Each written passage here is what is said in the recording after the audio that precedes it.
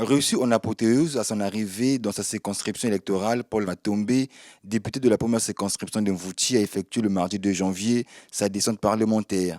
Au cœur de cette rencontre, Paul Matombe a fait le compte rendu des travaux de la 4e session ordinaire dite budgétaire du 15 octobre 2023.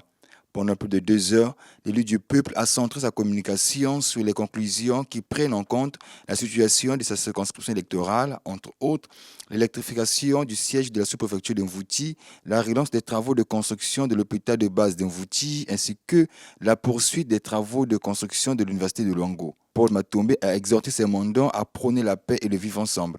Le message, c'est d'abord un message de paix.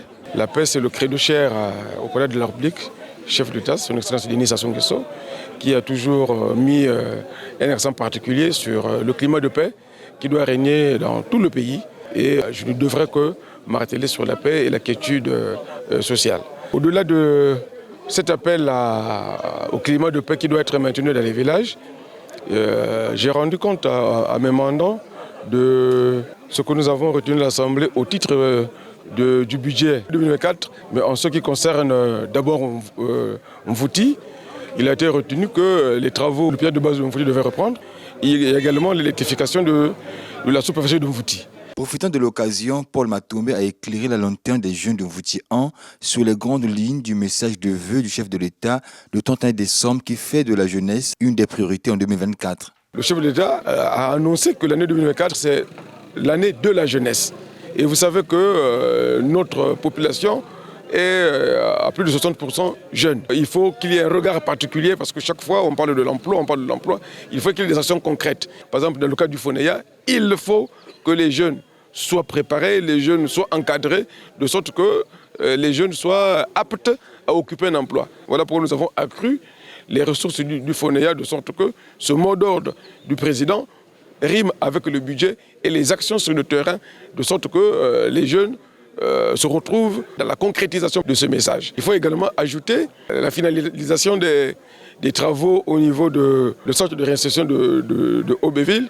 Les jeunes qui aujourd'hui ont pris le chemin de la délinquance et le gouvernement ne peut les laisser au bord de la route et le gouvernement a cru nécessaire de créer ce centre de réinsertion pour que ces jeunes soient réinsérés. Un message apprécié par ce jeune. Je suis très content des centres parlementaires ici à Ponga. Vraiment, nous, la population de Ponga, nous sommes très satisfaits. Nous souhaitons que le député puisse encore appuyer sur ça pour que ça puisse réaliser. Autre point abordé, l'élargissement du Fonds national de l'entretien routier à l'assainissement urbain, la croissance des ressources du Fonds national d'appui à l'employabilité et à l'apprentissage FONEA, ainsi que la prise en charge des per diem des bénévoles de l'enseignement par les collectivités locales. Nous ne pouvons qu'être satisfaits du fait que nous avons été informés, comme vous venez de le souligner, des conclusions qui ont été arrêtées au niveau de l'Assemblée nationale, surtout concernant le district de Mvouti. Parce que c'est vrai, c'est un élu national. Mais pour le compte de Mvouti, c'était sa mission. Il fallait qu'il vienne donner ces informations à la population du fait qu'il est le plaidoyer de cette population au niveau de l'État ou du gouvernement. Il a profité de ce moment de fin d'année pour être ensemble avec eux, partager ensemble ce moment et leur présenter les meilleurs vœux pour cette année 2024 qui est devant nous.